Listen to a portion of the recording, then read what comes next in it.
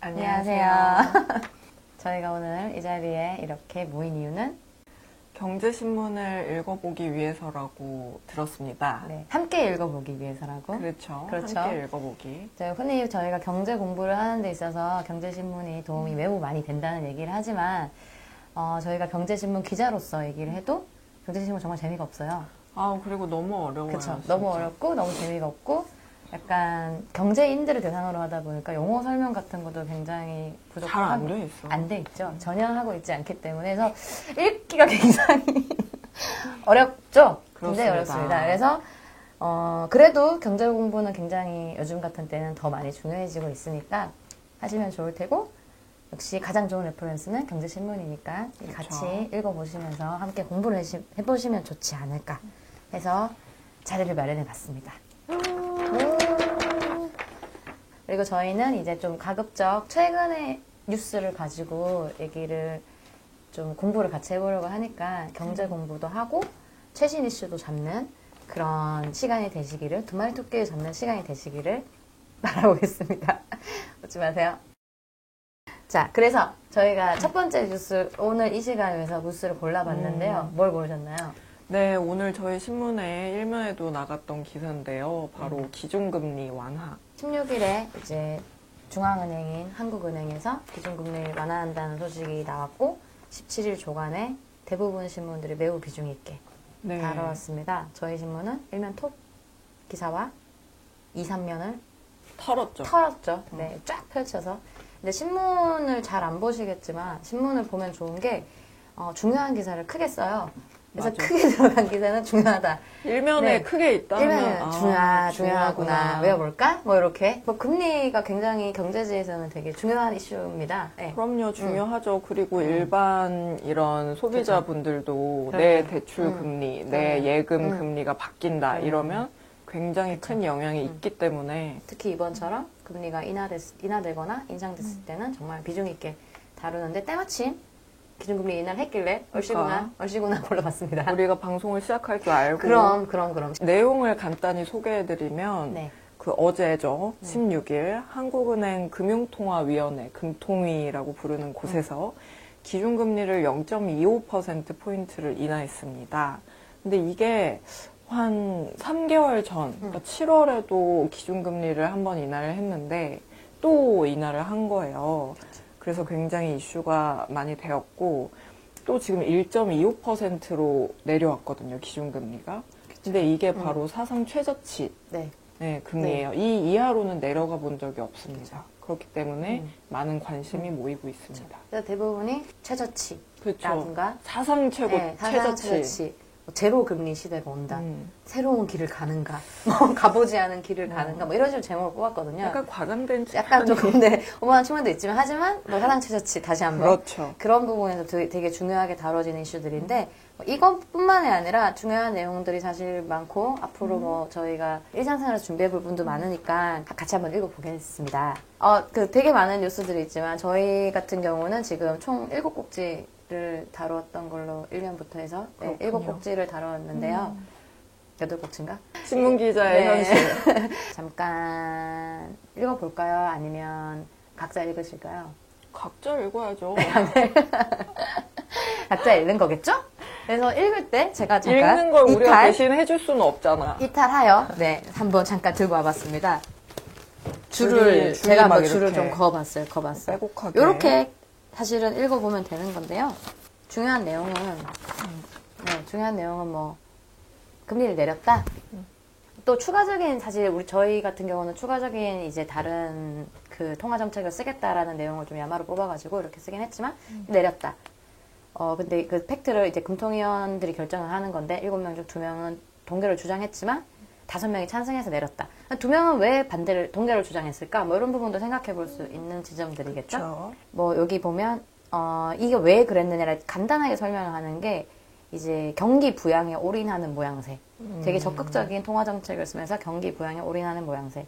그러니까 침체된 경기를 살리기 위해서 기준금리 인하라는 정책을 썼구나. 또 유추해 볼 수 있고 하지만 안 나타날 수도 있다. 그러면 추가적인 정책을 쓸 수 있다. 뭐 요게 이제 스트레이트 내용 이죠. 일단 저희는 경제 공부를 하시는 분들을 위해서 모였으니까 조금 자세히 읽어보겠습니다. 그래서 일단 용어부터 한번 짚고 넘어갈까요? 그럴까요? 기준금리가 뭔지를 모르실 수도 있다라고 생각해서 모를 수 있어. 모를 수 있죠. 기준금리. 맞아요. 금리가 뭔지 모를 수 있어. 있지 않을까? 이자. 있어. 그러니까 그런 부분 설명 한번. 네. 그렇죠. 그렇죠. 금리는 대부분이 아시겠죠. 이자. 이자라고도 하는데 아주 정말 간단하게 말하자면 돈값이죠. 돈의 가격이라고 할 수 있습니다. 내가 돈을 빌릴 때 얼마에 빌려줄 수 있니? 그러니까 우리가 뭐 물건을 뭐 햄버거를 살 때 돈을 내는 것처럼 돈을 빌려올 때 그 이용료를 내는 거죠. 그 값이 바로 금리라고 할 수 있습니다. 기준금리랑? 기준금리는 뭐 금리의 기준이 되는 그렇죠. 것이라고. 금리의 기준 이런 느낌인 거죠. 그럼 아무나 나가가지고 나는 그러면. 이 금리를 받겠어. 그쵸. 나는 저 금리를 받겠어 하면 안 되겠죠. 안 되겠죠. 많은 부작용이 그렇죠. 일어날 수 네네네. 있습니다. 그렇기 때문에 우리나라의 중앙은행인 어디죠? 한국은행. 네. 와, 맞았습니다. 똑똑하다. 그럼요.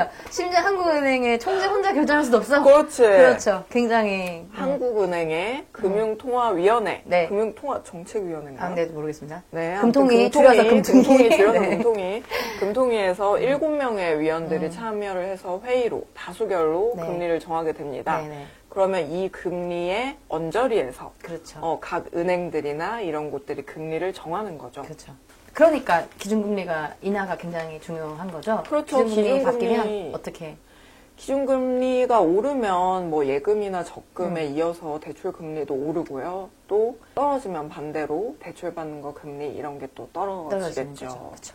그리고 기업에서는 자금을 조달할 때 비용이 많이 그 그렇죠. 금리가, 기존금리에 네. 따라서 오르고 또 네. 떨어지기 때문에 이런 기업 경제 활동에도 큰 영향을 미치고 나아가서 수출에도 네네네. 영향을 미치게 됩니다. 조금 더 들어가면 한은에서 금리 인하 정책을 쓰는 이유가 보통 통화 정책이라고 얘기를 교과서 보면 나오십니다. 그렇죠. 경제 교과서. 통화가 뭐 어렵게 네. 말한 거지만 그쵸, 그쵸. 돈이요. 돈의 정책을 결정 짓는 건데, 금리가 올라가면, 이게 학교 다니면 하는데 저는 정말 안 헤어져서 되게 힘들었거든요. 금리가 올라가면 통화량이 많아지나요? 적어지나요? 뭐, 이런 것들. 네, 올라가면 그죠. 네. 줄어든다. 줄어든다. 그쵸. 왜냐면 금리가 반대로. 올라가면 돈값이 비싸지니까 사람들이. 귀해지는 거죠. 돈이 그쵸. 더. 그런 거 맞나요? 저 네. 틀리면 큰일인데요? 맞죠? 그러면 편집을 하세요. 네.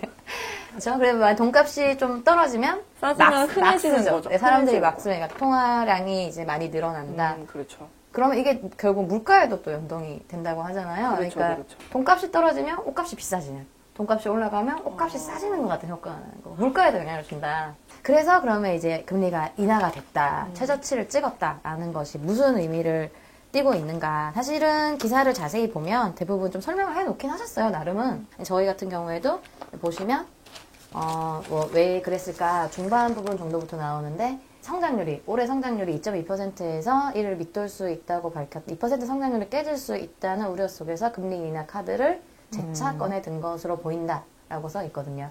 이 말이 의미하는 것은 결국은 성장률이 떨어지고 경기가 굉장히 침체돼 있다. 이제 이런 말인 거잖아요. 네. 그렇죠. 보통 금리를 내린다는 건 경제 상황이 막 좋고 이럴 때는 내리지 않습니다. 내리지 경제 않죠. 상황이 안 좋을 때 그때 금리를 인하하는데 그래서 지난 7월에 바로 이 한국은행에서도 이런 발표를 했습니다. 국내 총생산 발음 왜 이래? 국내 총생산 생산 GDP 성장률 전망을 2.5%에서 2.2%로 낮췄어요. 그리고 국제통화기금, 우리한테 익숙한 IMF죠. IMF에서도 우리나라 올해 경제 성장률 전망치를 6개월 전보다 0.6%포인트나 낮췄습니다. 2%. 그래서 정말 경제 상황이 그쵸. 안 좋다 이렇게 판단을 한 걸로 보입니다. 하느니. 그리고 뭐 저희가 보통 경기가 안 좋다, 경제가 안 좋다, 뭐 이런 걸 얘기를 한다는 것은 경제 활동 자체가 좀 쪼그라든다고 해야 되나? 그렇죠. 그런 경제 게 활동이 많죠. 막 네. 활발하게 네네네. 일어나고 기업들이 돈도 네. 벌고 투자도 그쵸, 하고 그쵸. 해야 되는데 사람들이 물건도 많이 사고 그렇죠, 그런 그렇죠. 것도 경기가 활성화됐다는 지표인데, 이게 사람들이 돈도 안 쓰고 밥도 안 사 먹고 집에 가고 술도 안 마시고 뭐 이런 것들, 이런 게 경제 활동 자체가 쪼그라든 걸 이제 위축됐다는 표현으로 많이 쓰잖아요.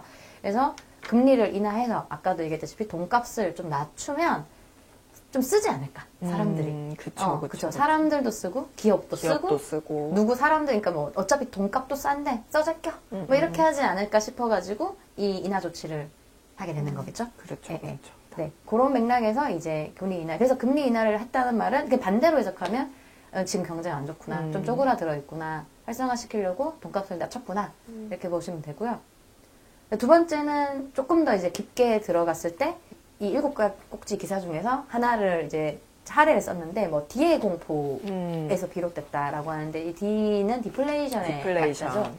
디플레이션은 경기도 위축됐는데 물가도 떨어지는 상황을 의미를 하는데요. 그게 왜? 라고 하시겠지만 저희가 보통 일본의 잃어버린 10년을 얘기할 때 네. 그런 디플레이션을 항상 얘기를 하잖아요. 거기도 돈을 막 제로 금리를 엄청 풀었는데도 사람들이 지갑을 안 열고 돈을 안 쓰고 경기가 위축되고 안 돌아가는 상황이 되면서 약간 이제 불황의 시기, 굉장히 긴 불황의 시기로서 고통을 받았는데 저희도 우리나라도 그렇게 되지는 않을까. 왜냐하면 최근에 물가가 떨어졌다는 기사가 네, 나왔었어요. 다른 매체에서도 그런 기사를 본 것 같아요. 장기 불황이었던 일본을 우리나라도 따라가나. 그쵸. 뭐 이런. 그런데 사실은 일본도 그래서 그때 금리를 엄청 낮췄거든요. 하지만 역시 해결이 되지 않았습니다. 네. 해결이 되지 않았거든요. 그래서 사실은 여기 저희 기사가 이제 야마를 뽑았던 게 금리 외의 통화 정책 연구 중이라는 제목이 나온 게 이 금리 인하가 별로 효과가 있을까? 라는 의문이 나오는 거죠. 일본을 따라가고 있고 일본은 제로 금리 수준도 아니고 거의 마이너스 금리 수준, 돈값을 거의 뭐 진짜 마이너스까지 떨어뜨렸는데도 사람들이 여전히 지갑을 안 풀었고 자산값도 떨어져, 부동산 값도 떨어졌고 근데 우리도 그러면 이거 꼴랑 이거 많이 낮췄지만 0.25% 낮춘다고 지금 돈 안 쓰는 사람들이 돈을 쓰겠어? 뭐 이런 분위기가 좀 많은 거죠. 그렇죠. 약발이 들까 하는 약발이 의심이 드는 거죠. 네, 근데 그럼 약발 안 들면 우리 딴 거도 할 거야라고 한 게 사실 이 기사의 맥락이니까 한마디로 맞습니다. 우리나라 정부 경제 정책을 주도하는 부처가 우리 일본처럼 가는 거 절대로 좌시하지 않을 거야 라는 의지를 보여준 건데 하지만 그럼에도 불구하고 약발이 들까는 역시 미지수다. 좀, 지켜봐야 된다. 요런 거. 그래서 뭐 추가로 할 수 있는 통화 네네. 정책이 여기 제목에 그쵸. 괄호로 돼가지고 적혀있어요. 양적 완화 등이라고. 네네네네. 양적 완화도 한번 사실은 굉장히 상식 시험에 잘 나오는 문제입니다. 상식 시험에 제가 그 언론사 시험 볼 때도 그럼요. 양적 완화 자주 나오죠. 그때도 네네네. 한참 나왔던 걸로 기억이 납니다. 양적 완화도 한번 설명하고 넘어갈까요? 양적 완화. 뭔가 이렇게 완화하고 그렇죠. 풀고 양적으로 뭔가 양적으로 막 봉쇄를 할 것 같은 그런 기분이 드는 정답. 그런 단어죠. 그렇죠. 네, 이거는 뭐냐면 금리는 어떻게 보면 시장의 통화량을 우회적으로 조절하는 수단이죠. 그렇죠. 우리가 값을 이렇게 조절해서 좀 잘 해봐. 약간 이렇게 얘기를 하는 돈 좀 거고. 풀어봐. 돈 좀 많이 풀어봐. 양적 완화는 더욱더 직접적인 방법이라고 할 수 있어요. 직접 시장에다 돈을 쓰는 겁니다. 그쵸. 그런 통화 정책이에요. 정부가 쓰는 거죠. 그래서 뭐 국채 같은 금융자산에 직접 정부가 투자를 하는 거예요. 그럼 돈을 쓰니까 시장에 돈이 풀리겠죠. 풀리죠. 통화량이 많아지겠죠. 그러면 또 돈값이 떨어지겠죠? 그렇죠. 이거 굉장히 극약 처방이라고 할 수 있습니다. 근데 이런 극약 처방을 언제 쓰느냐? 금리로는 도저히 이걸 상황을 정리할 수가 없을 때, 뒤집을 수 없을 때. 진짜. 금리가 그리고 0%에 뭐 가까워져서 그쵸. 이거 더 이상 낮출 수가 없어요. 그럴 때는 바로 이런 극약 처방을 사용하는 거죠. 그렇죠. 사실은 금융정책이 이렇게 하느니 중앙은행이 말하는 한마디 한마디는 굉장히 지금은 중요한. 크잖아요. 예, 굉장히 영향력이 크니까 나름 이제 우리 진짜 너희를 이렇게 두지 않을 거야. 우리는 정말 이 경기를 활성화시키고 말겠어. 라는 의지를 굉장히 단호하게 보여줬다고 할 수는 있습니다. 최악의 상황까지 그쵸. 고려하고 있다. 네. 그나마 아까 얘기했던 이런 유동산 함정이라든가 디플레이션이라든가 이런 거에서 좀 벗어난 게 있다면 부동산 아니겠습니까? 부동산 공화국. 네. 그나마 안정자산이라고 우리나라에서 가장 안정자산으로 꼽히는 것 같아요. 그렇죠. 네. 그래서 부동산 값은 더 오르지 않을까라는 전망이 나오고 있죠.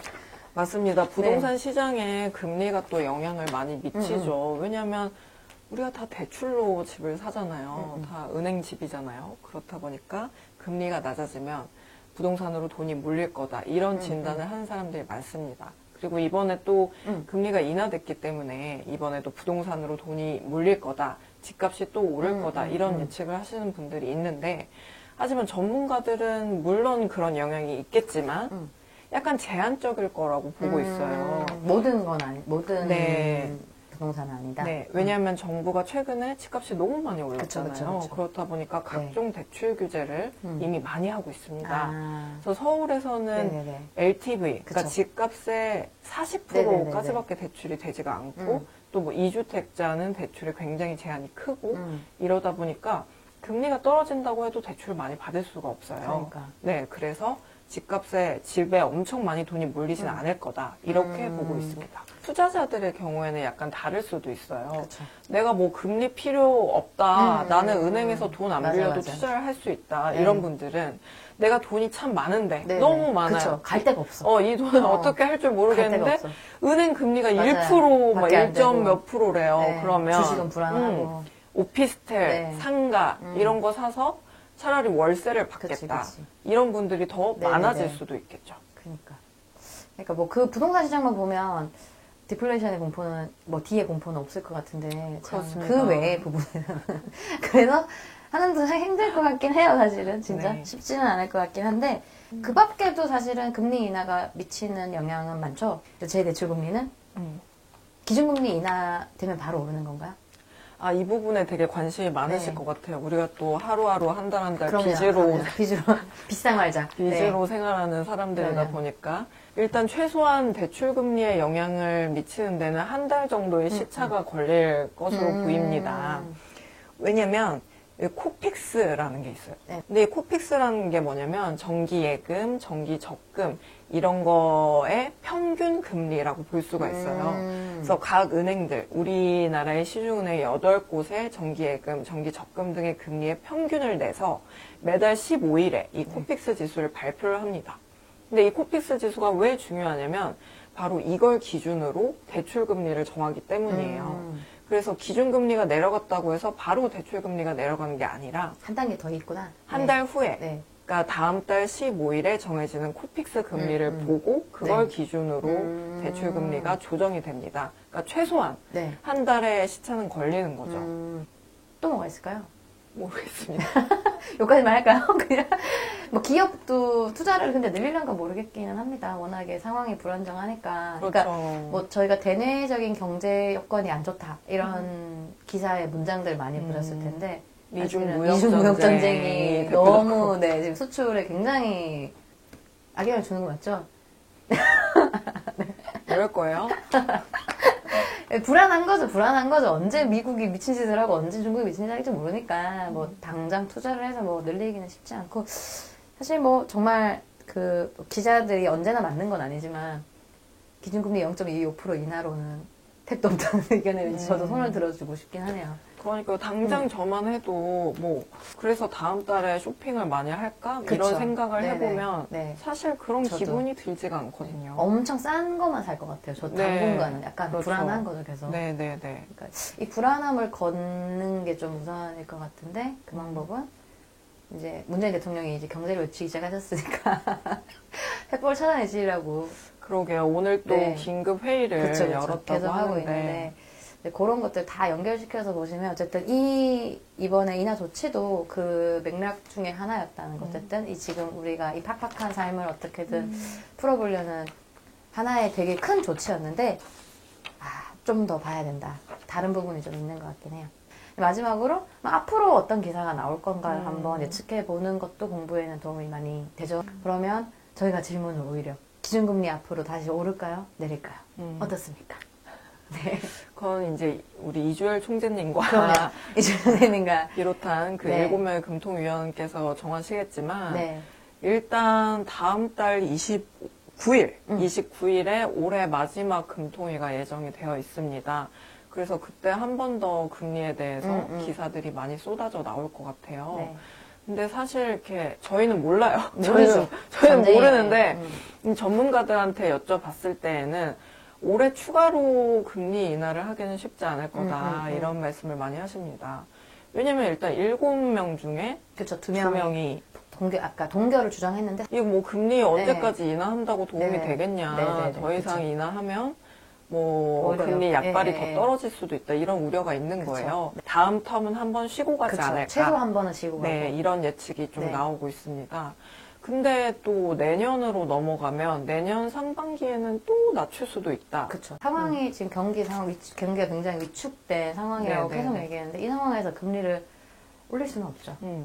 또 무엇보다 우리나라 그리고 전 세계 금리에 많은 영향을 미치는 미국에서 내년에 또 금리를 인하하지 않을까 추가로 그러니까 이런 미국마저 예상이 인하하고 있죠.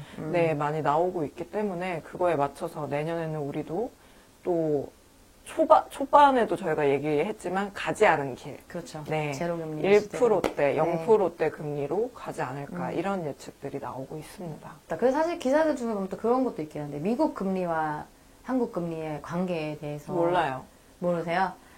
그거는 봤어요. 그러니까 그건 거죠. 어쨌든 미국이 달러는 기축통화 달러가 일단 아까 우리가 금리의 기준 했듯이 통화의 기준은 또 우리 달러 아니겠습니까?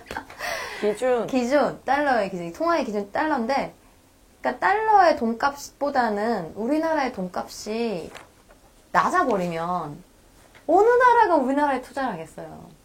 최소한 달러보다는 우리가 좀 더 돈값을 쳐줘야지 들어오는 건데. 그렇죠. 예. 그래서 외국인 투자가 늘어나는 건데 우리가 지금 사실 금리가 미국보다 좀 지금은 역전돼서 우리가 더 낮은 걸로 제가 알고 있는데요. 이러면 외국인 투자가 들어오기가 되게 쉽지가 않은 상황인 거죠, 사실. 그렇죠. 왜냐면 오히려 우리나라에서 돈을 빌려서 달러에 투자를 하는 그런 느낌으로 접근하게 되면 결국은 또 이 우리 내수 경제가 활성화가 안 되는 거죠. 그래서 낮추는 거 좋지만 진짜 끝도 없이 낮출 수는 없다는 건 확실히 그거는 동결을 주장하신 분들이 그런 부분들을 고려하지 않았을까 추정해 봅니다. 그래서 저희가 금리 인하에 관한 뉴스를 같이 읽어봤는데요. 네. 공부가 좀 됐습니까? 허접하네요. 죄송합니다. 다음부터 좀 고등학교 경제 교과서 열심히 수준의 하도록 하겠습니다. 그걸 했습니다. 그래도 열심히 해서 올 거죠? 앞으로 그럼요. 열심히 해서 올 거니까 같이 공부를 해보시죠. 경제 전문가가 되는 그날까지 네. 봐주셔서 감사하고 인사 한번 할까요? 안녕히 안녕히 계세요. 계세요. 안녕히 계세요.